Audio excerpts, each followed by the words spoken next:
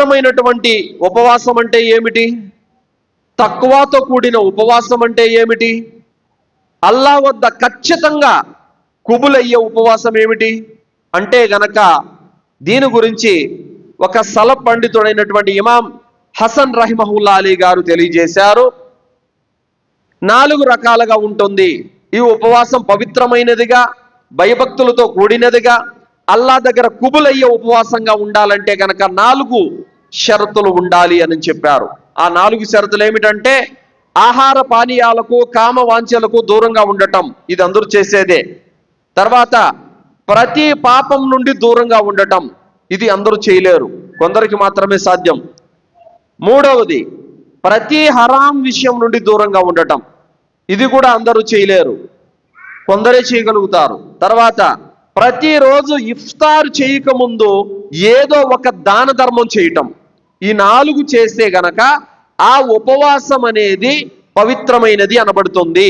ఆ ఉపవాసం అనేది తక్వాతో కూడినది అనబడుతుంది. ఆ ఉపవాసం అనేది అల్లా దగ్గర కుబులవుతుంది. ఆహార పానీయాలకు, కామవాంఛలకు అందరూ దూరంగా ఉంటారు. మొదటిది మాత్రం అందరికీ సులభమైనటువంటి విషయమే. రెండోది ప్రతి చెడులకు, పాపాలకు దూరంగా ఉండటం అనేది అందరూ చేయలేరు. ఈ పని కొందరు మాత్రమే చేయగలుగుతారు. అందుకే అల్లాహ్ సుబ్హానహు వ తఆలా ఈ ఆయతలో లఅల్లకుం తత్తకూన్ అని ఎందుకన్నాడు? ఈ ఉపవాసం ద్వారా మీలో భయభక్తులు జనించాలి అని అల్లాహ్ తాలా చెప్పాడు. ఉపవాసం ఉండి కూడా చెడులకు పాల్పడితే, ఉపవాసం ఉండి కూడా పాపాలకు పాల్పడితే ఆ ఉపవాసము తక్వాతో కూడినది కాదు.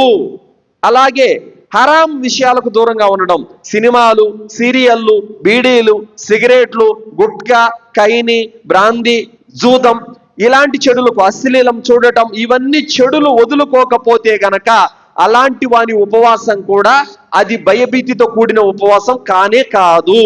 అలాగే ఈ ఉపవాసం అనేది అల్లా దగ్గర సునాయాసంగా కుబుల్ కావాలంటే ఏం చేయాలి?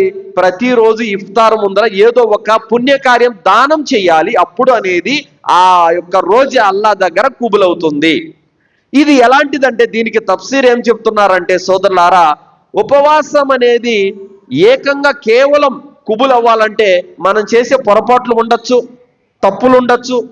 అర్థమైందా? ఇప్పుడు మనం అనుకోకుండానే ఒక అబద్ధం చెప్తాం రోజాలో ఉండి, అవునా కాదా? మనం అనుకోకుండా ఒక తప్పు పని చేసేస్తాం రోజాలో ఉండి. వీటన్నిటినీ సరిదిద్దుతుంది నువ్వు సాయంత్రం పూట ఇఫ్తార్ ముందర చేసే దానం. అర్థమైందా? కావున ప్రతిరోజు కూడా సలఫ్ పండితులు ఏం చేసేవారు?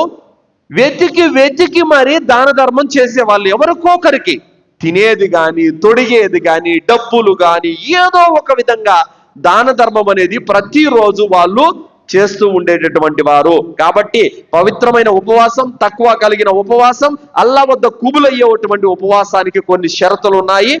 ఈ 4 షరతులు పాటించినప్పుడే మన ఉపవాసం అనేది పవిత్రమైనది, తక్కువతో కూడినది, అల్లా దగ్గర కుబులయ్యేదానికి ఆస్కారం ఉంది.